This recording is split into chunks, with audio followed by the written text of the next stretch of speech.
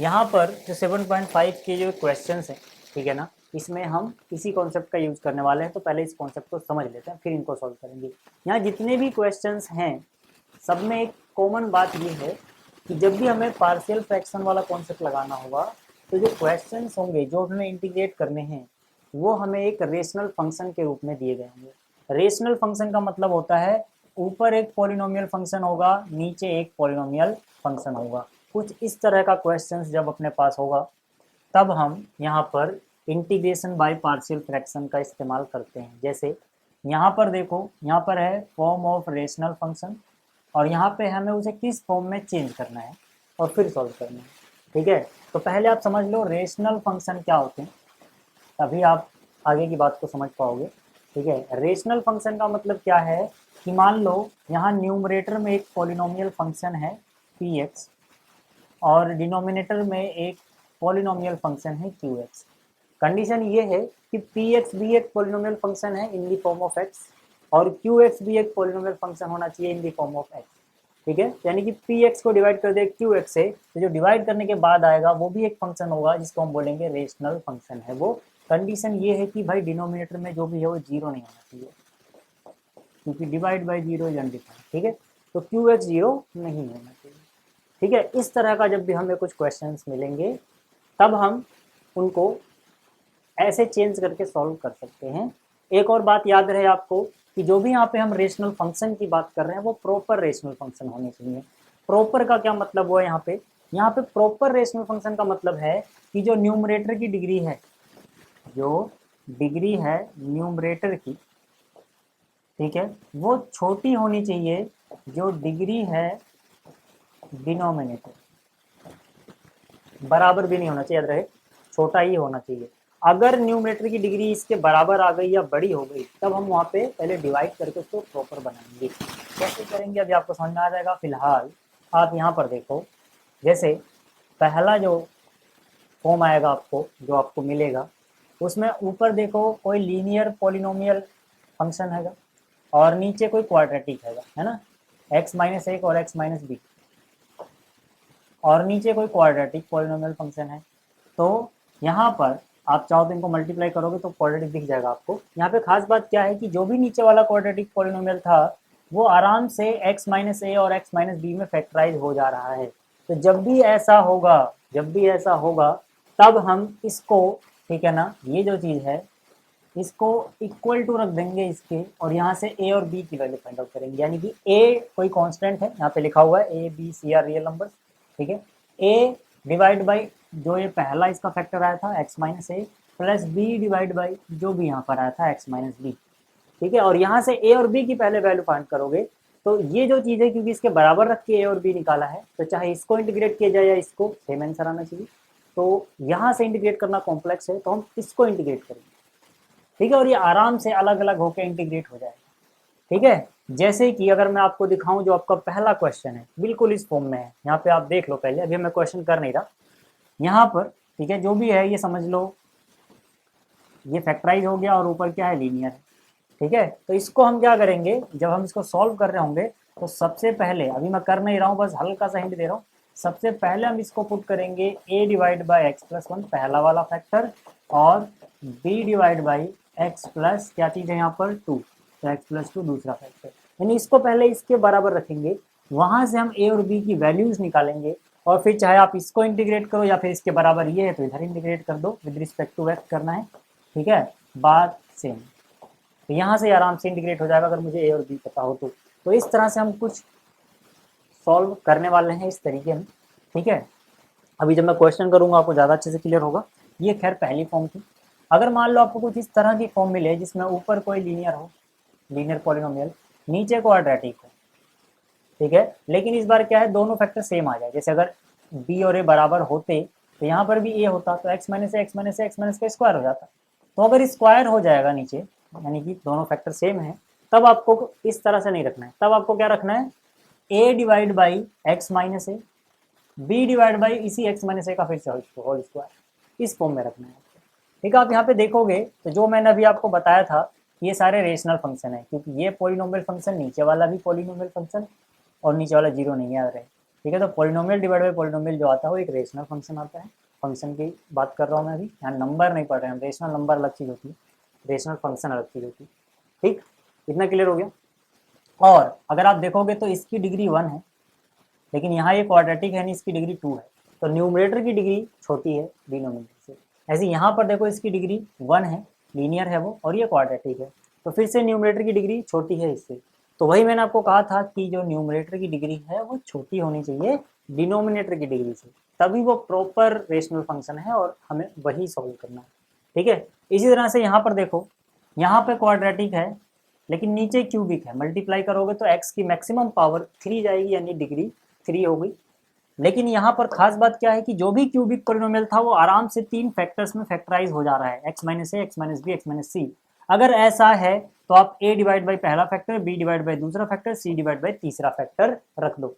ठीक है, और सोल्व करो, इनको बराबर रखने के बाद a और b, c की वैल्यू निकालो, आगे बढ़ जाओ, आराम से फिर इंटीग्रेट हो जाएगा। इसी तरह से चौथा जो फॉर्म है इसमें देखो, अगर ऊपर क्वाड्रेटिक है और नीचे फिर से क्यूबिक है, क्योंकि भाई इन दोनों को मल्टीप्लाई करोगे x की पावर 3 जाएगा मैक्सिमम।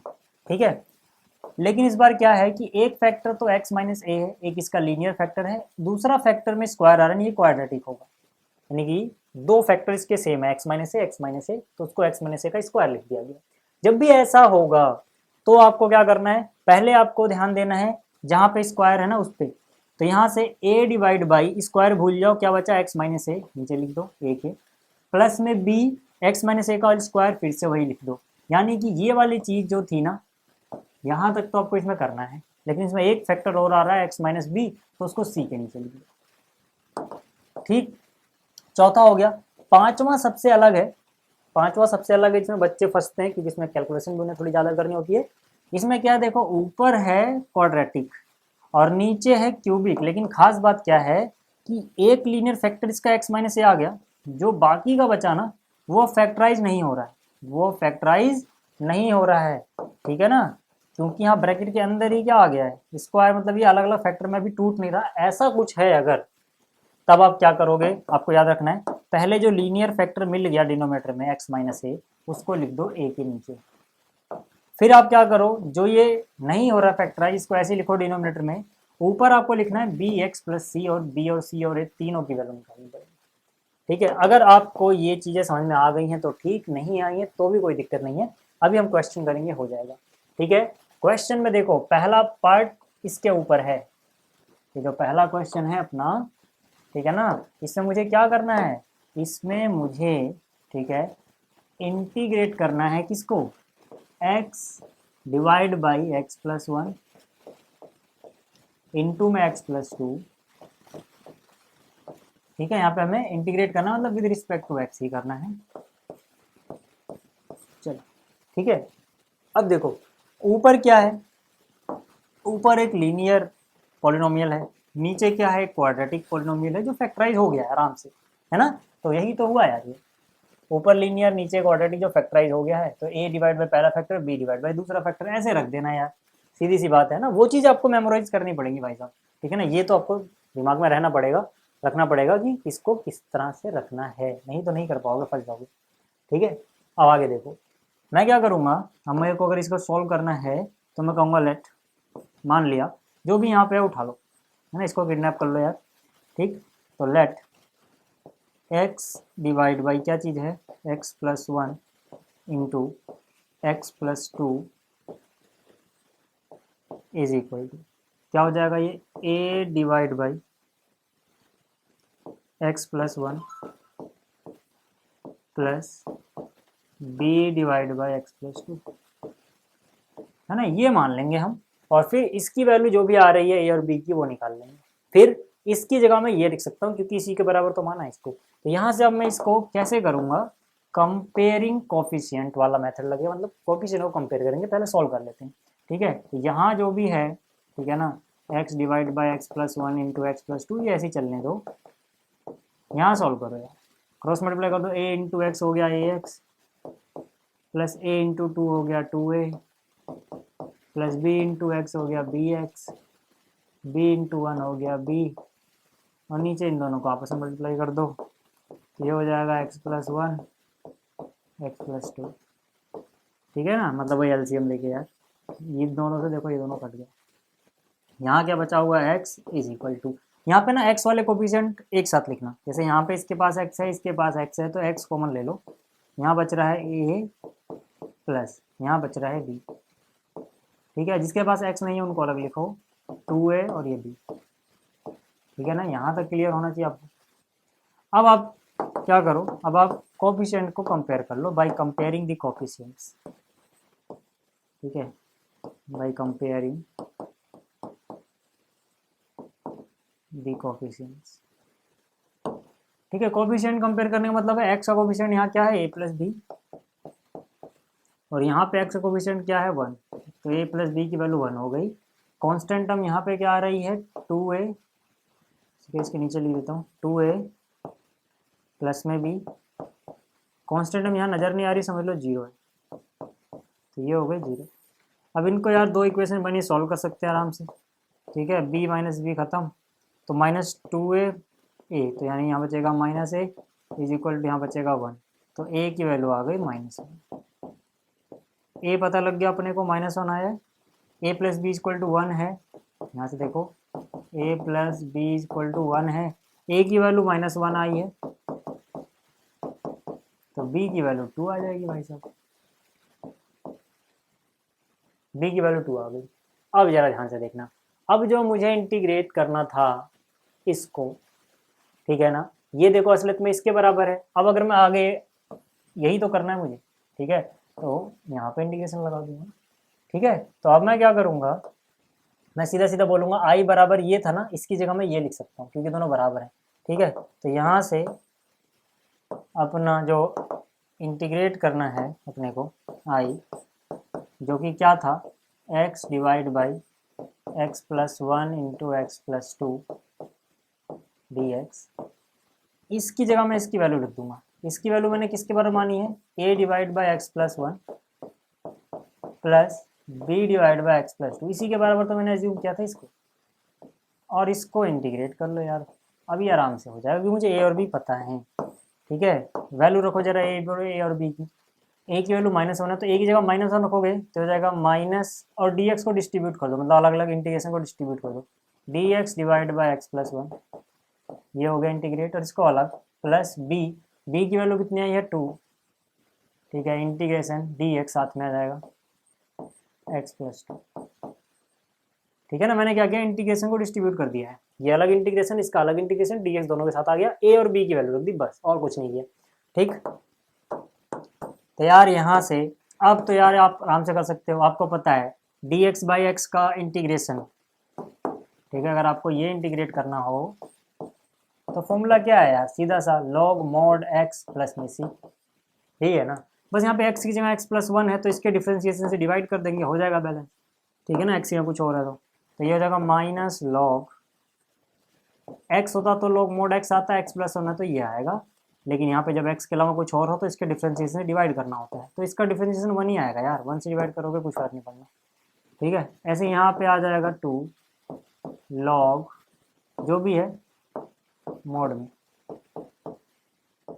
प्लस में सी, आप चाहो तो यहाँ पे छोड़ भी सकते हो, लेकिन पीछे अगर आप देखोगे तो आंसर थोड़ा सा अलग है क्योंकि उन्होंने इसको और अच्छे से थोड़ा सजाया हुआ है। देखो यहाँ पे मैं क्या कर सकता हूँ, इसको लिख सकता हूँ लॉग x प्लस 1, ऐसे ही इसको मैं लिख सकता हूँ लॉग, जो यहाँ पर n होता है इधर पावर में जा सकता है, लॉग की प्रॉपर्टी होती है, तो हो जाएगा x प्लस 2 की पावर 2 प्लस में c है। ठीक है, स्क्वायर लग गया, मोड लगाओ मत लगाओ आपकी मर्जी। ठीक है ना, इसको यहाँ पे हमने कौन सी प्रॉपर्टी लगाई है कि अगर m log n हो तो इसको हम लिख सकते हैं log n, ये जो m है ना इधर n की पावर में चला जाएगा। ठीक है ना, तो ये प्रॉपर्टी हमने log की लगाई है यहाँ पे, तो यानी कि यहाँ पर जो 2 था ये इसके पावर में चला जाएगा। ठीक है, इसके बाद देखो इसको समझो log a, इसको समझो minus log b, log a minus log b क्या होता है, log a divide by b, यानी कि log जो प्लस का है वो ऊपर रहेगा, यानी कि x प्लस 2 के आगे प्लस था ये ऊपर रहेगा, जिस log के आगे माइनस है उसकी ये चीज़ नीचे आ जाएगी। ठीक है ना, यानी कि x प्लस 1। ठीक है ना, प्लस में c, यहाँ पे मैंने कौन सी प्रॉपर्टी लगाई है, log a minus log b हो भैया, तो इसको आप लिख सकते हो log a बाई बी। ठीक है, तो वही है माइनस वाला जो भी था यहाँ पे पहले लिखा हुआ, इसको आप उठा के बाद में सोच लो, समझ में आ जाएगा। ठीक है, ये हो गया। तो ये था इसका पहला क्वेश्चन। ठीक है, ये था इसका पहला क्वेश्चन जो आपको समझ में आ गया होगा। ठीक है, अब देखते हैं जरा सेकंड पार्ट इसका। ये रहा इसका सेकंड पार्ट। सेकंड पार्ट में मुझे इंटीग्रेट करना है 1 divide by x square minus 9। अब जो ये 9 आपको दिख रहा है, इसको आप 3 का स्क्वायर सोच सकते हो आराम से। ठीक है ना, dx इसको इंटीग्रेट करना, 9 की जगह में 3 का स्क्वायर लिख दिया। इसमें डायरेक्ट फॉर्मूला भी लगा सकते हो आप, इसमें मैं डायरेक्ट फॉर्मूला भी लगा सकता हूँ एक्स स्क्वायर माइनस ए स्क्वायर वाला, है ना, इस तरीके से भी हो जाएगा। ये फॉर्मूला भी हमने पढ़ लिया, लेकिन क्योंकि अभी हम कुछ और सीख रहे हैं तो उसी कॉन्सेप्ट से करेंगे। फॉर्मूले से आप चाहो तो कर सकते हो, ठीक है ना, अगर पेपर में लिखा नहीं हो, वैसे लिखा नहीं होता वहाँ पे, किसी भी तरीके से कर लो, बट फिर भी अभी हम पार्शियल फ्रैक्शन सीख रहे हैं तो मैं उसी तरीके से करूँगा इसको। ठीक, तो आई इज इक्वल टू, ठीक है, ऊपर हो गया dx, मुझे dx सीधा 1 डिवाइड बाई, देखो A square minus B square form लगाओ तो हो जाएगा A plus B A minus B. अब आपको समझ में आ गया होगा, ऊपर लीनियर नीचे क्वाड्रेटिक है, तो यार ये तो सिंपली फिर से फर्स्ट वाली फॉर्म जैसा ही दिख रहा है। दो फैक्टर अलग अलग नजर आ रहे हैं आपको, तो ए डिवाइड बाई पहला, बी डिवाइड बाई दूसरा। ठीक है, तो यहाँ से जो भी है x प्लस 3 इंटू में x माइनस 3, इसको हम मान लेंगे कि माना ये बराबर है a डिवाइड बाई पहला क्या x प्लस 3 प्लस में b डिवाइड बाई दूसरा क्या x माइनस 3। ठीक है, और यहाँ से पहले a और b की वैल्यू निकालेंगे, फिर इसकी जगह इसको ना इंटीग्रेट करके हम इसको कर देंगे, क्योंकि ये इसी के बराबर है। ठीक है ना, हमने कंडीशन ही वही रखी है कि दोनों बराबर है, तब a और b क्या आएगा वो सोचना है बस अपने को। ठीक है भाई साहब, चलो यहाँ देखो यार, इसको सॉल्व करते हैं। पहले ये क्रॉस में अपने एलसीएम ले लो, इनका क्या हो जाएगा x प्लस 3 x माइनस 3। ठीक है ना, आप चाहो तो ऐसे सोचते हो ना, भाई ये कट जा रहा था नहीं, ये मल्टीप्लाई होगा। ठीक है, आप ऐसे भी कर सकते हो, जब इनका प्रोडक्ट ही एलसीएम हो तो क्रॉस मल्टीप्लाई कर दो, सेम वैल्यू आती है। ठीक है, तो a into x a x, a into में -3 -3a, b into x b x, b into 3 3b। लेकिन ऐसा तभी आता है जब एलसीएम जो आ रहा है वो इनका प्रोडक्ट आए। ठीक है ना, कभी कभी वो चीज़ नहीं भी होती है, जैसे आगे वाले क्वेश्चन में होगा, तब आप क्रॉस मल्टीप्लाई नहीं करोगे, तब आपको वही तरीका काम आएगा कि भाई इससे कट रहा है, जो नहीं कट रहा उससे मल्टीप्लाई कर दो। ठीक, चलो यहाँ पे आ जाओ जरा, क्या बच रहा है देखो यहाँ पे। अच्छा, ये वाली चीज़ तो सेम उतार दो यार, x प्लस 3 x माइनस 3, है ना, ये तो चीज़ खत्म। यहाँ क्या बचा हुआ है 1 इज इक्वल टू, यहाँ पे x का कोफिशिएंट एक साथ लिखो, पहले x को मान लो, यहाँ से x हटाया गया तो a बचा, यहाँ से x हटाया गया तो b बचा, है ना, इन दोनों के पास ही तो था ना भैया x, बाकी तो शरीफ लोग हैं, इनका कोई x नहीं है। ठीक है, यहाँ पे क्या है -3a और 3b, तो यानी कि हो जाएगा -3a और ये 3b। क्लियर है? इसके बाद देखो यार, अब कंपेयर कर लो ना, और क्या करना है, हो गया तो। ठीक है, बाई कंपेयरिंग कोफिशिएंट, मतलब लिखेंगे बाई कंपेयरिंग दी कोफिशिएंट। ठीक है, यहाँ पे x का कोफिशिएंट क्या है, a प्लस बी, और यहाँ पे तो x का कोफिशिएंट दिख नहीं रहा, मतलब 0x लिख लो, यानी x का कोफिशिएंट क्या आ गया 0। कांस्टेंट क्या है यहाँ पे 3a और प्लस में 3b, 3a प्लस 3b, और यहाँ कांस्टेंट क्या है। ठीक है, अब क्या कर सकते हो यार, अब एक सीधा सा काम करो, एलिमिनेशन मेथड लगा सकते हो। अच्छा 3a माइनस का भाई से याद रखना, ठीक है, यहाँ पे माइनस लगा दो। अब आप क्या कर सकते हो यार, इसको सोल्व करने के लिए, भाई इसको 3 से मल्टीप्लाई कर दो ना, इस इक्वेशन को 3 इंटू 3 इंटू 3, 3 से मल्टीप्लाई करते ही देखो यार, 3a से 3a गया, 3b और 3b 6b हो गया, बराबर 0 इंटू 3 0 रहना, 1 आ गया। ठीक है ना, तो 6b बराबर 1 है, तो मतलब b की वैल्यू 1/6 आ गई। b अगर 1/6 तो a प्लस बी 0 था, तो a की वैल्यू यहाँ पे 1/6 रखोगे माइनस में, यानी -1/6 हो जाएगा, यानी b आ गया 1/6, a आ गया -1/6। ठीक है ना, तो अब यार रख दो ना, देखो इसको इंटीग्रेट करना था, इसको हमने माना था a divide by this, b divide by this, यानी अपना जो i है मतलब इंटीग्रेशन जो भी आएगा, है ना, ये जो चीज़ है ये इसके बराबर चल रही थी, इसको हमने माना था इसके बराबर, यानी आई को मैं डायरेक्ट लिख रहा हूँ, आई को मैं डायरेक्ट लिखूंगा a divide by this plus b divide by this के, ठीक है ना, क्योंकि इसकी वैल्यू समझ लो वो पुट कर दी। तो यहाँ से ठीक है, i is equal to integration of a divide by x plus 3 था और plus b divide by x minus 3 था। दोनों को अलग अलग इंटीग्रेट कर सकते हैं अपन, कर लेते हैं, क्या दिक्कत है, यही तो था ना। a और b की वैल्यू पुट करो यार, a की वैल्यू कितनी आ रही है -1/6, तो a की वैल्यू ये रख दिया, ऊपर बचा dx, नीचे बचा x प्लस 3, ठीक है। b की वैल्यू कितनी आई है +1/6 integration of dx divide by x minus 3, ठीक है भाई।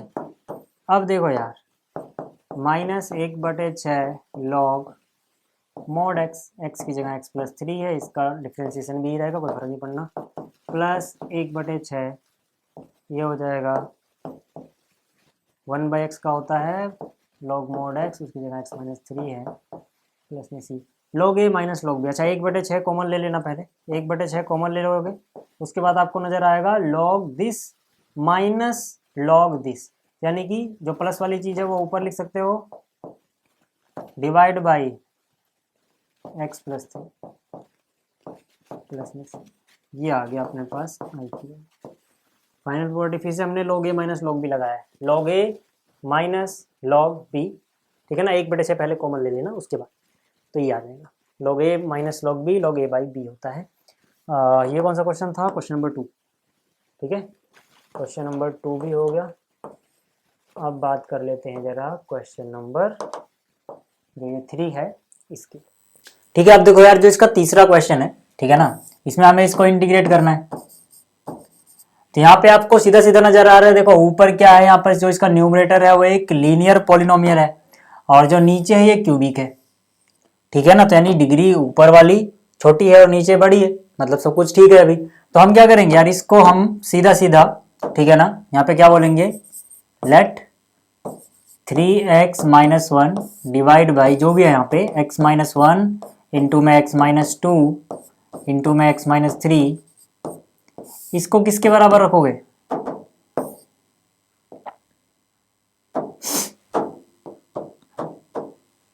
ठीक है। अब देखो जिसका थर्ड वाला हिस्सा है, ठीक है ना, इसमें हमें इंटीग्रेट करना है इसको विद रिस्पेक्ट टू x। तो यार इसको हम किस तरह से इंटीग्रेट कर सकते हैं, पार्शियल फ्रैक्शन अगर हम लगाएं इसमें तो क्या होगा कि अपने पास है 3x माइनस 1 डिवाइड में क्या है x माइनस 1 इंटू में क्या है x माइनस 2 और x माइनस 3, ठीक है, ये चीजें हैं। अब मैं क्या करूंगा, मैं इसको लिखूंगा let this is equal to a divide by, देखो जो नीचे क्यूबिक वाला पॉलिनोमियल है डिनोमिनेटर में, ठीक है ना, इसके तीनों फैक्टर यहाँ पे अलग अलग दिख रहे हैं, तो a divide by first factor, b divide by second factor और c divide by third factor हो जाएगा।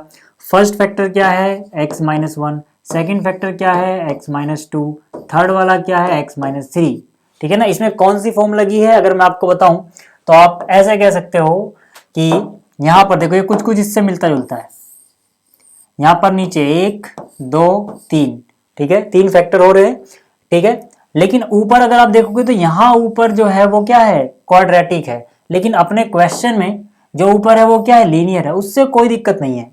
बस यहाँ पर आपको ये देखना है कि जो न्यूमरेटर में पॉलिनोमियल दिया गया है और डिनोमिनेटर में पॉलिनोमियल दिया गया है, यहाँ पर न्यूमरेटर की जो डिग्री है वो कम होनी चाहिए डिनोमिनेटर से। जैसे यहाँ पे डिग्री 3 है, यहाँ पे डिग्री 1 है, कम है भाई, ठीक है, यहाँ पर डिग्री 3 है, यहाँ पर डिग्री 2 है, तो न्यूमरेटर की फिर से कम है। तो जब भी ऐसा होगा तो हम क्या करेंगे, क्योंकि यहाँ पे 3 अलग अलग फैक्टर हो गए, तो a divide by first factor, b divide by second और c डिवाइड बाई थर्ड, सीधा सा ये करना है आपको, ठीक है। तो यहां से अब हमें क्या करना है, बस a b और c की वैल्यू निकाल लेनी है और फिर इसका इंटीग्रेशन आराम से हम निकाल पाएंगे, ठीक है।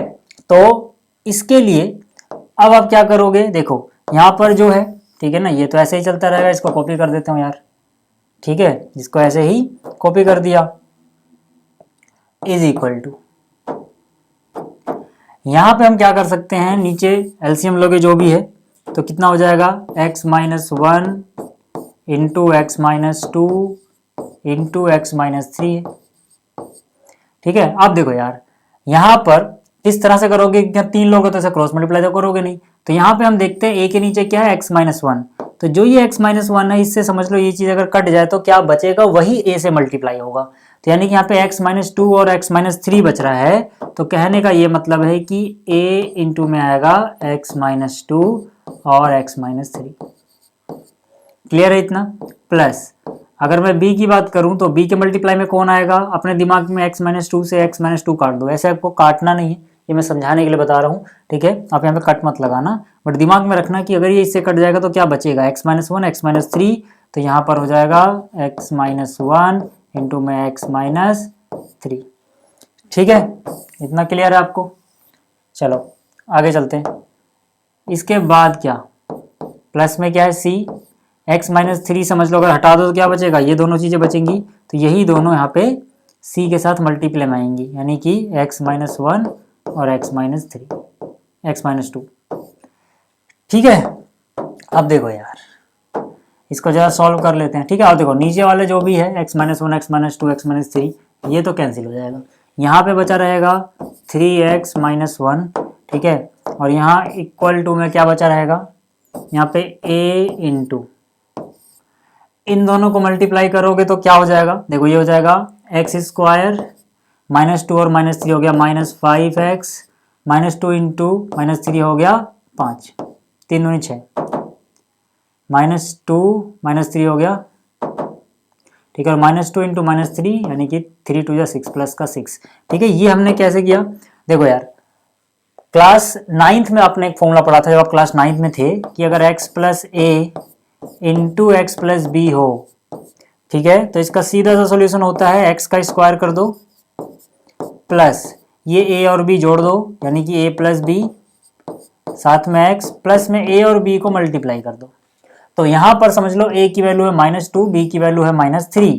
तो शुरुआत में आ गया एक्स स्क्वायर, फिर यहाँ पे a प्लस बी था तो माइनस टू माइनस थ्री करोगे यानी माइनस फाइव, ये जल्दी हो जाएगा ऐसे, ठीक है। और फिर a इंटू बी यानी कि टू इंटू में थ्री और माइनस माइनस प्लस, तो टू थ्री या सिक्स, ठीक है ना। तो ये फॉर्मूला मैं लगा रहा हूँ, डायरेक्ट जल्दी हो जाएगा, नहीं तो आपको एक एक करके मल्टीप्लाई करना पड़ेगा।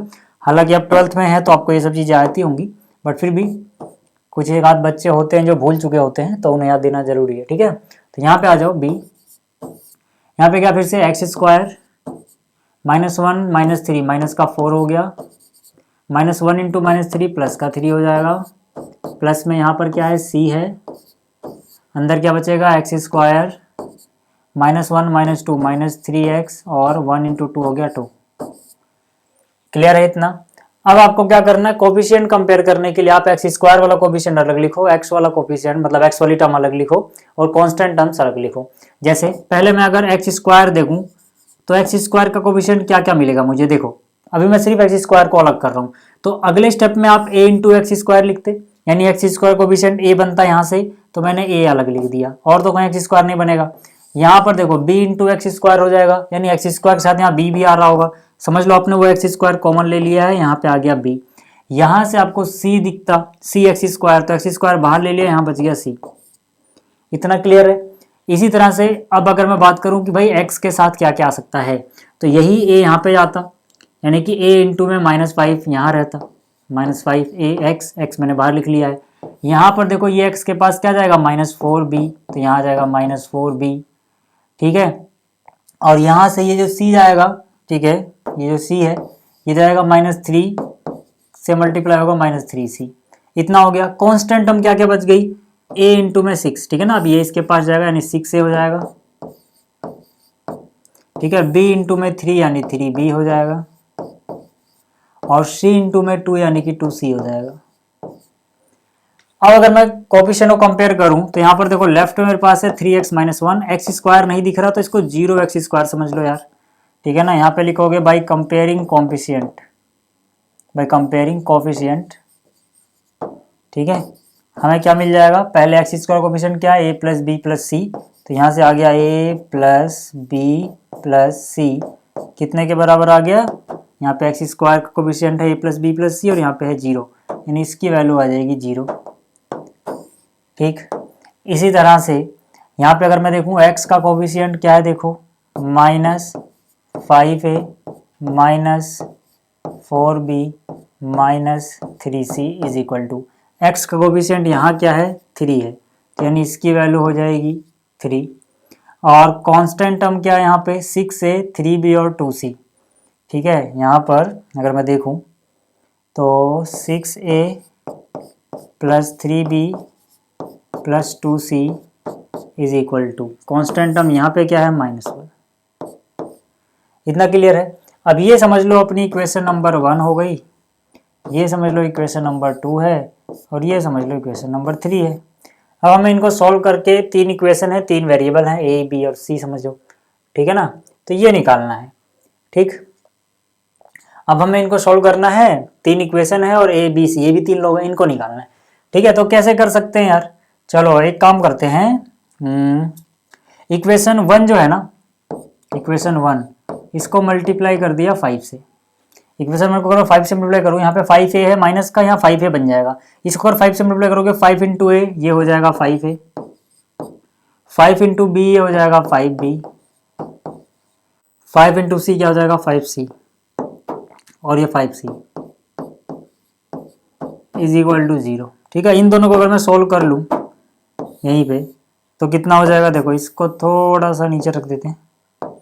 यहाँ पे क्या हो जाएगा -5 है प्लस 5 है cancel, plus 5b minus 4b यानी कि b बचेगा, 5c में से 3c गया 2c बचेगा, यहाँ से कितना हो जाएगा 3। एक इक्वेशन तो ये आ गई अपने पास, b plus 2c equal to 3।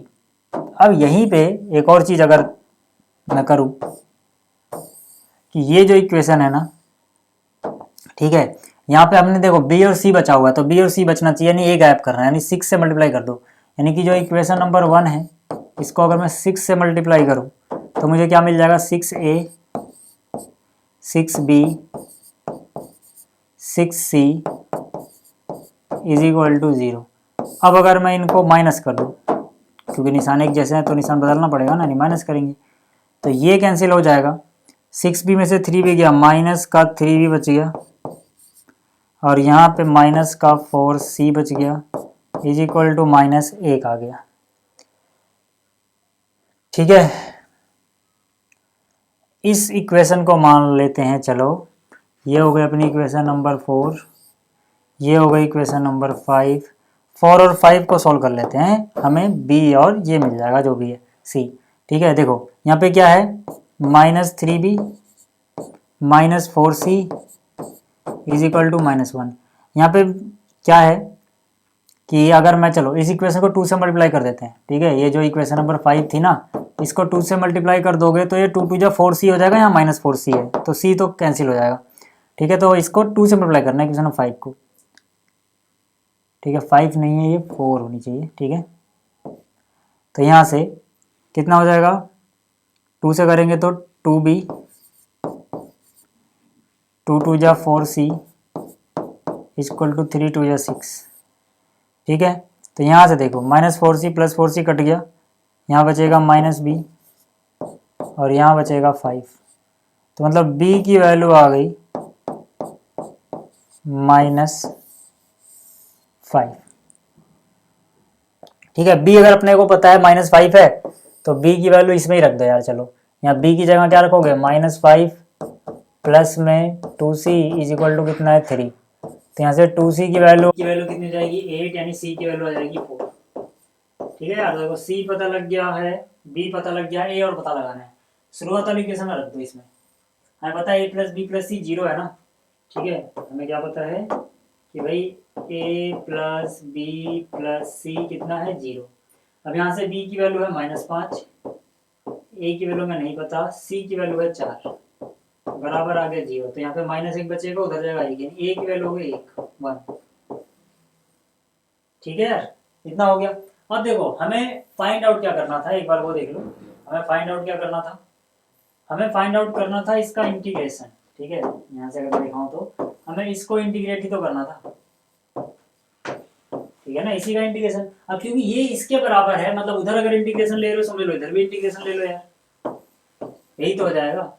तो क्योंकि ये हमने इसके बराबर लिखा था, तो अब मैं ये ना करके सीधा सीधा इसका इंटीग्रेशन निकाल देता हूँ, वो मुझे मिल जाएगा। ठीक है ना, तो यहाँ से, ठीक है, यहाँ से i की वैल्यू क्या हो जाएगी, देखो जो भी हमारा इंटीग्रल आएगा वो क्या है, integration of a divide by x minus 1 है plus b divide by x minus 2 था, यही तो हमने एज्यूम किया था, c divide by x minus 3 था। ठीक है, इतना ही था।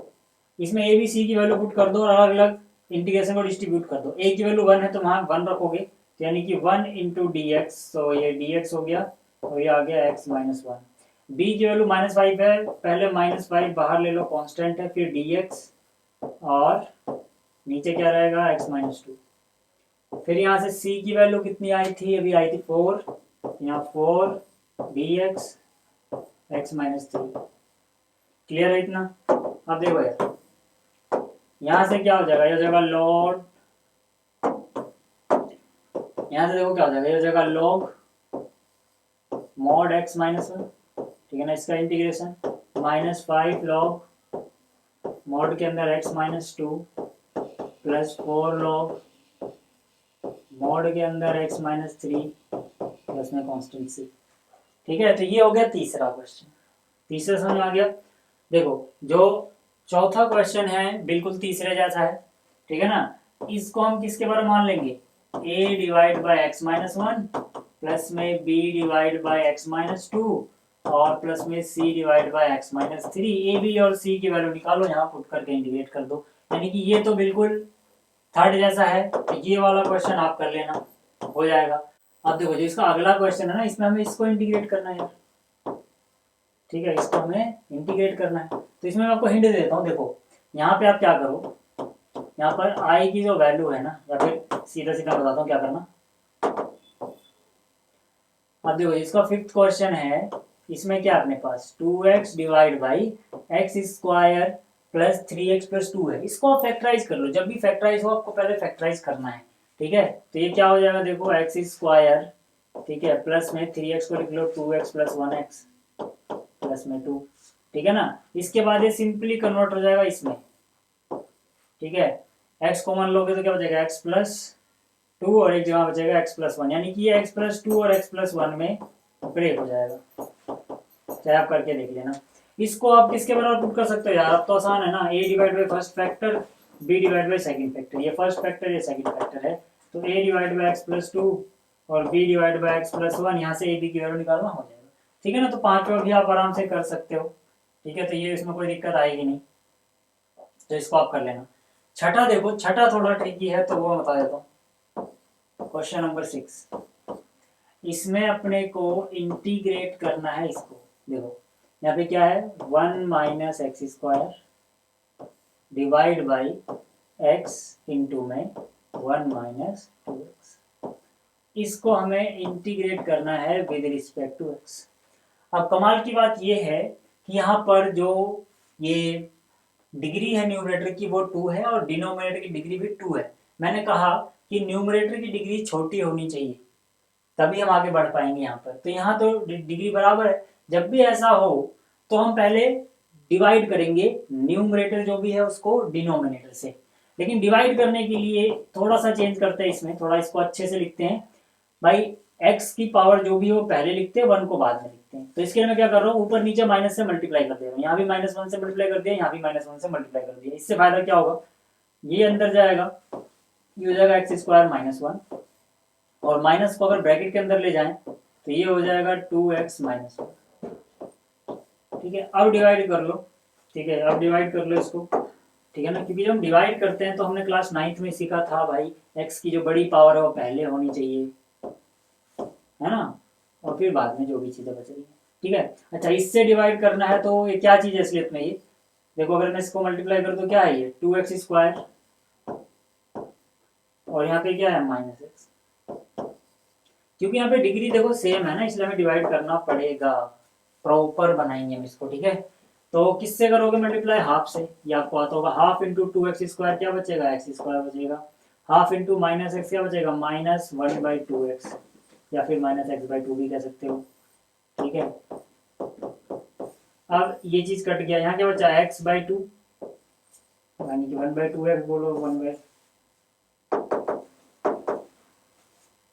ठीक है, यहाँ क्या बचेगा x बन जाए x/2 और ये -1 अलग से बच जाएगा, ठीक है। अब मैं क्या बोल सकता हूँ कि ये जो चीज है, देखो ध्यान से देखना, ये जो चीज है ये किसके बराबर लिखी सकती है, ये लिखा सकता है 1/2 प्लस जो भी यहाँ पे आया x/2 माइनस 1 डिवाइड बाई जिससे डिवाइड किया था 2x² माइनस x, ठीक है, जिससे डिवाइड किया था। अच्छा ऐसा क्यों कर रहे हैं, अगर किसी का दिमाग में कंफ्यूजन है तो मैं उसको समझा देता हूँ। देखो जैसे मान लो आपको 7/2 दिया हुआ है, तो अब अगर 7 को मैं 2 से डिवाइड करूंगा, 2 का टेबल 3 बार जाएगा, 6 बचेगा, 1 बच जाएगा। तो जो ये 7/2 है इसको मैं एक और चीज लिख सकता हूँ, क्या लिख सकता हूँ, कितनी बार टेबल गया, 3 बार, 3 प्लस में 1 डिवाइड बाई 2, यानी कि जो रिमाइंडर बचा और इससे डिवाइड किया था वो लिख दिया, ठीक है ना। तो यानी कि क्वेश्चन जो था मैंने यहाँ लिख दिया, प्लस में रिमाइंडर डिवाइड बाई जो जिससे डिवाइड किया था, यानी डिवाइजर। तो वही चीज यहाँ हो रहा है, देखो यहाँ पे क्वेश्चन कितना है 1/2, तो जो ये फ्रैक्शन है इसमें 1/2 मैंने पहले लिख दिया। जैसे यहाँ रिमाइंडर 1 बचा था तो 1 ऊपर लिखा था, तो यहाँ रिमाइंडर क्या बच रहा है x/2 माइनस 1, तो x/2 माइनस 1 यहाँ लिख दिया। जिससे डिवाइड किया था 2 से वो नीचे लिखा था, इससे डिवाइड किया था नीचे लिख दिया, सेम चीज है यार, ठीक है ना, आप समझ सकते हो। अब देखो यहाँ पे अब मैं क्या कर सकता हूँ, ठीक है, अब मैं क्या कर सकता हूँ, ये हो गया i इज इक्वल टू, इसको थोड़ा और अच्छे से अगर मैं लिखूं तो ये हो जाएगा, ध्यान से देखना, 1/2 ऐसे रहेगा प्लस यहाँ से हो जाएगा x माइनस 2 इंटू में 1 हो जाएगा 2 डिवाइड बाई 2 आ जाएगा। ये जो डिवाइड बाई 2 है ना, मैं क्या कर रहा हूँ, जैसे ऐसे लिखेंगे ना, डिवाइड बाई 2 और 2x² माइनस x, सब कुछ क्लियर है। बस यहाँ पे सोचो ऊपर से 1 और नीचे से 2 में कॉमन ले रहा हूँ, यानी कि इसको ऐसे ना लिख के, ठीक है, इसको ऐसे ना लिख के, जो यहाँ पर 2 है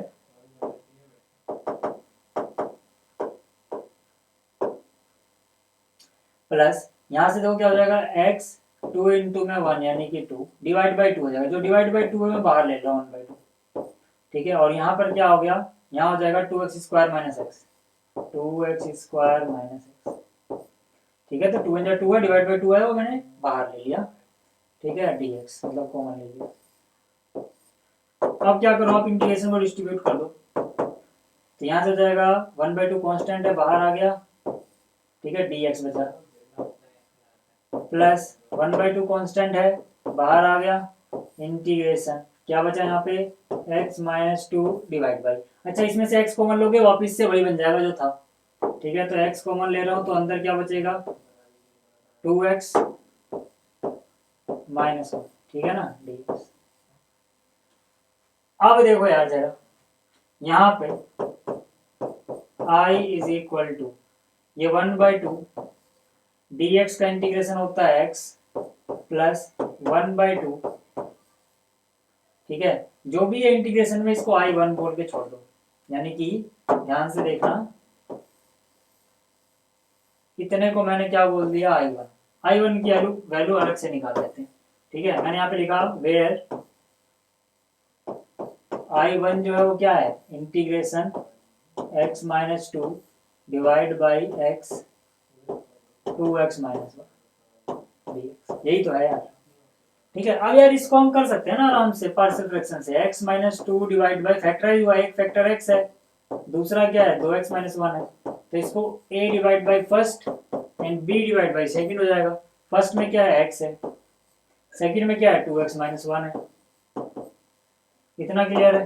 तो यार इसको सोल्व करो, ए बी की वैल्यू निकालो, वापस वहां पुट कर देंगे बाद में, है ना। चलो उसको ना इक्वेशन 1 बोल के छोड़ देते हैं, ये जो है ना इसी में हमें बाद में पुट करना है, बस I1 की वैल्यू पुट कर दो, ये सवाल हो जाएगा।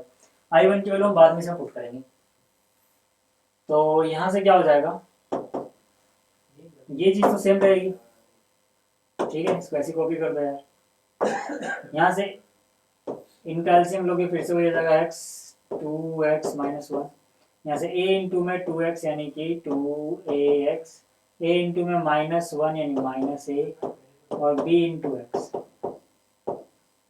ये चीज इससे कट गई, यहाँ बचा x माइनस 2 और यहाँ क्या बचा x का कोफिशिएंट देखो क्या है, यहाँ पे x के साथ है 2a, यहाँ पे x के साथ है b, कांस्टेंट टर्म है माइनस से अलग लिख दो, ठीक है। बाई कंपेयरिंग कोफिशिएंट, x का कोफिशिएंट क्या है यहाँ पे 2a minus b plus b, ठीक है, 2a प्लस b, और यहाँ पे x का कोफिशिएंट है 1 यानी कि इसकी वैल्यू आ गई 1, कांस्टेंट यहाँ पे क्या है माइनस a और यहाँ पे क्या है माइनस 2, यानी कि a की वैल्यू 2 आ गई। a की वैल्यू 2 रखोगे तो हो जाएगा 2 2 जा 4, उधर माइनस में जाएगा, यानी कि 1 माइनस 4 यानी -3। तो b की वैल्यू -3 आ गई और a की वैल्यू 2 है भैया अपने पास। a की वैल्यू कितनी है? 2। तो यहाँ से जो भी I1 था उसको हमने क्या माना था? a डिवाइड बाई एक्स और b divide by 2x minus 1, यही माना था ना। a डिवाइड बाई एक्स, इसको किसके बराबर माना था? a divide by x, b divide by 2x minus 1। ठीक है, तो इसको इंटीग्रेट कर दो यार, अलग अलग कर दो, एक साथ कर दो, आपकी इच्छा है भैया। ठीक है, तो a की वैल्यू क्या आई है? 2, तो हो जाएगा 2 बाहर आ गया, यहाँ बचा dx बाई एक्स। b की वैल्यू आई है -3, तो ऐसा करो -3 बाहर ले लो, dx divide by 2x minus 1। तो ये हो जाएगा 2 log mod x -3 log क्या चीज है ये? 2x minus 1। लेकिन क्योंकि यहाँ पर देखो यार, इसका डिफरेंस से डिवाइड भी करना पड़ेगा ना, x थोड़ी है, तो इसका डिफरेंस 2 होता है, तो 2 से डिवाइड भी करोगे। ये हो गई I1 की value. Put I1 in equation first. Equation first हमारी क्या थी? देखो ऊपर मैंने लिखा था I इज इक्वल टू, ठीक है, I is equal to 1/2x प्लस 1/2 I1। ठीक है, 1/2x प्लस 1/2 I1। I1 की वैल्यू रखते हैं यहाँ पे बस। ठीक है, तो हो जाएगा 1 divide by 2x plus 1/2 I1 की वैल्यू यहाँ रखते हैं।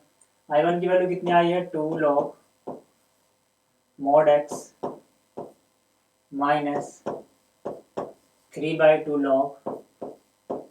देखो जब आप किताब में देखोगे ना, तो यहाँ 2x माइनस 1, इसकी जगह 1 माइनस 2x है, कोई फर्क नहीं पड़ता क्योंकि मोड के अंदर है, तो इसको मैं 1 माइनस 2x लिख दूँ अगर मुझे आंसर मैच करना है तो। हालांकि जरूरी नहीं है मैच करना, ठीक है ना, वो सेम बात है। 2x माइनस 1 लिखो मोड में, या 1 माइनस 2x लिखो, मोड के अंदर है तो सेम बात है। ठीक है, चलो जो भी कांस्टेंट वांस्टेंट आया वो सबको सी मान लिया यार। ठीक है ना, यहाँ पे कांस्टेंट जो सारा फाइनल आएगा वो सी मान लिया। तो यहाँ से कितना हो जाएगा? 1/2x, 1/2 को अंदर मल्टीप्लाई करूँ अगर मैं, तो 2 से 2 कट जाएगा, यहाँ बचेगा log mod x, और यहाँ 1/2 इधर जाएगा तो 1 इंटू में 3 हो गया 3, 2 इंटू में 2 हो गया 4, और यहाँ आ गया log mod 1 minus 2x plus में जो भी कांस्टेंट जितने भी सब मिला के है उसको मैंने सी लिख दिया। ये हो गया भाई। ठीक है, तो यार उम्मीद कर रहा हूँ कि आपको ये सारे क्वेश्चन समझ में आए होंगे। इस वीडियो में इतना ही, जल्दी मिलेंगे अगली वीडियो में। इस वीडियो को देखने के लिए थैंक यू।